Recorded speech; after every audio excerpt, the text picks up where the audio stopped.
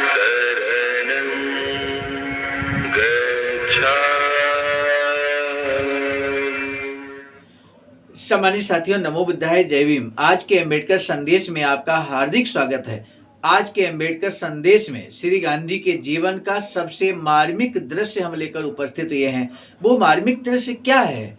आखिर वो क्षण कौन सा था जब श्री गांधी बाबा साहब के समक्ष गिड़गिड़ाते हुए कहते हैं, मेरा जीवन तुम्हारे हाथों में है अम्बेडकर, क्या तुम मुझे नहीं बचाओगे?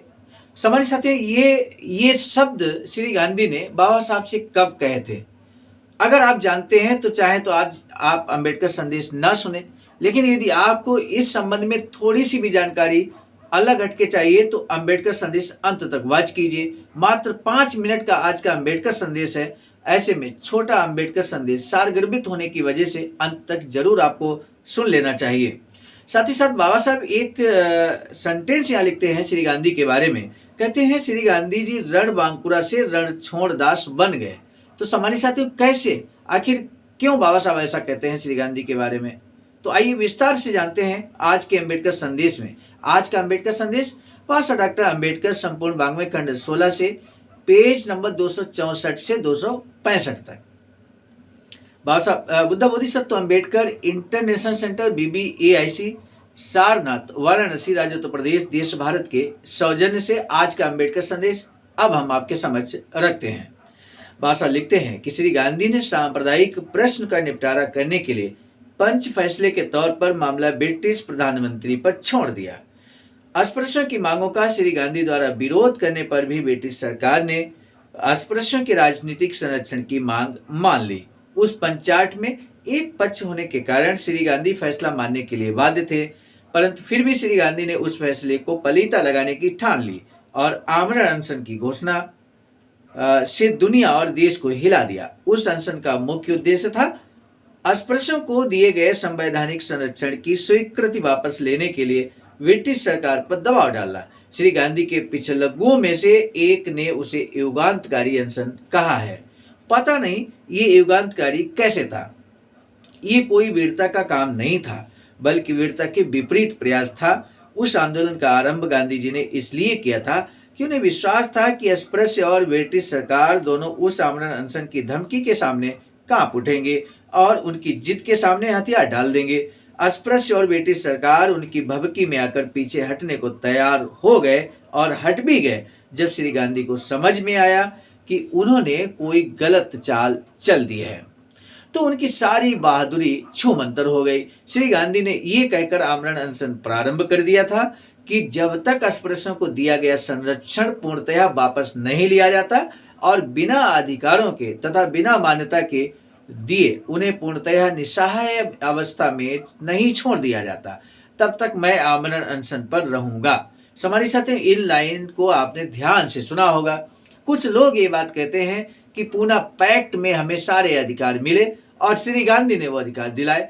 तो आप बताइए, यहाँ पर बाबा साहब लिखते हैं, क्या आपको बाबा साहब पर विश्वास है? अगर विश्वास है तो बाबा साहब की इन पंक्तियों को आप ध्यान से एक बार फिर सुन लीजिए। हम दोबारा रिपीट कर देते हैं। बाबा साहब लिखते हैं कि श्री गांधी ने ये कहकर आमरण अनशन आरंभ किया था कि जब तक अस्पृश्यों को दिया गया संरक्षण पूर्णतया वापस नहीं लिया जाता और बिना अधिकारों के तथा बिना मान्यता के दिए उन्हें पूर्णतया निस्सहाय अवस्था में नहीं छोड़ दिया जाता, तब तक मैं आमरण अनशन पर रहूंगा। सामान्य साथियों, इस तरह से यानी कि अस्पृश्यों को जो कम्युनल अवार्ड में खासकर 2 अधिकारों मजबूत अधिकार मिले थे अस्पृश्यों को, एक दोहरा मताधिकार और पृथक चुनाव क्षेत्र। इसको छीनने के लिए ये पूरा आमरण अनशन का कुचक्र श्री गांधी जी के द्वारा रचा गया। इसलिए सामान्य साथियों, कभी भी भूल कर भी ये मत कहिए कि आपको जो अधिकार मिले हैं, संवैधानिक संरक्षण जो आपको प्राप्त है, वो पूना पैक्ट की देन है, बल्कि ये गोलमेज सम्मेलन की देन है। बल्कि उनमें से कुछ अधिकार जो गोलमेज सम्मेलन में सारे अधिकार मिले, वहां पर कुछ अधिकार जिनका 2 का हमने जिक्र यहाँ पर किया, ये श्री गांधी ने छीनने का कार्य किया था। बस आगे लिखते हैं कि स्वयं लिखते हैं कि वही श्री गांधी कातर स्वर में कह रहे थे, मतलब एक तरफ कह रहे थे कि मैं आमरण अनशन जब तक कि अधिकार ये छीन नहीं लिए जाते अस्पृश्यों को मिले, अधिकारों को छीना नहीं जाता, तब तक मैं आमरण अनशन जारी रखूंगा। दूसरी तरफ वो कातर स्वर में कह रहे थे कि मेरा जीवन तुम्हारे हाथों में है। ये बात बाबा साहब से कहते हैं कि मेरा जीवन तुम्हारे हाथों में है, क्या तुम मुझे नहीं बचाओगे। श्री गांधी ने पूना पैक्ट पर झटपट हस्ताक्षर कर दिए। यद्यपि उस समझौते में प्रधानमंत्री द्वारा दिए गए निर्णय को रद्द नहीं किया गया था। ब्रिटिश प्रधानमंत्री की बात हो रही है। जैसा कि श्री गांधी ने मांग की थी, बल्कि वरन कुछ और तथा भिन्न प्रकार के संवैधानिक संरक्षण दे दिए गए थे। वह समझौता इस बात का पक्का प्रमाण है कि एक रणबांकुरा रणछोड़दास बन गया। उसे अपने प्राणों और सम्मान को बचाने की व्याकुलता ने घेर लिया। तो सामान्य साथियों, इस तरह से श्री गांधी के बारे में बाबा साहब कहते हैं कि कैसे रणबांकुर थे और रणछोड़दास बन गए।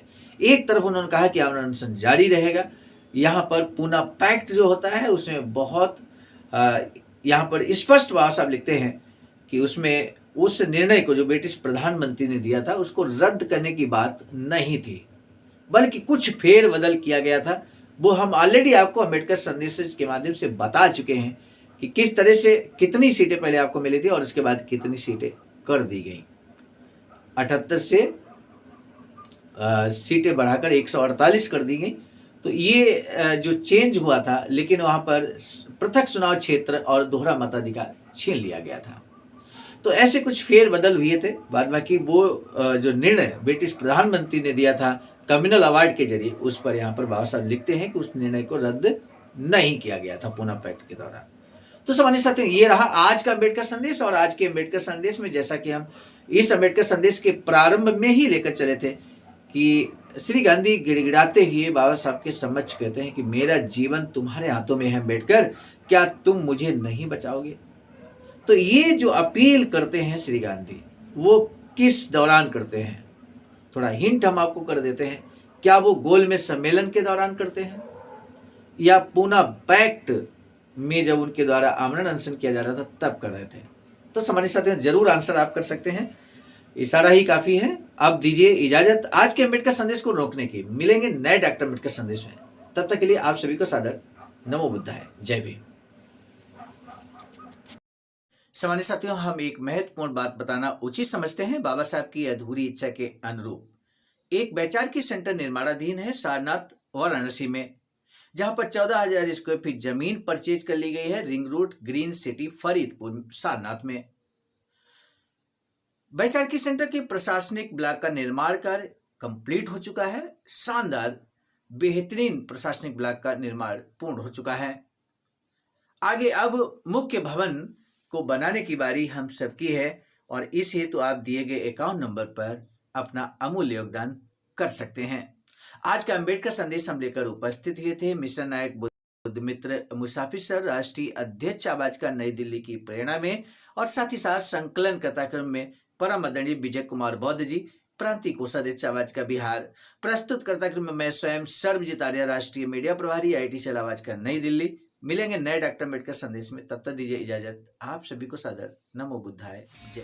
सामान्य साथियों, यदि आप हमारे इस चैनल आवाज का ऑफिशियल, जिस पर नियमित सुबह 5 बजे डॉक्टर अम्बेडकर संदेश आपको मिलता है, आप हमारे इस चैनल को सपोर्ट करना चाहते हैं तो हमारा आपसे निवेदन है कि आप हमारे इस चैनल को सब्सक्राइब कर लें, वीडियो को शेयर, लाइक, कमेंट जरूर करें।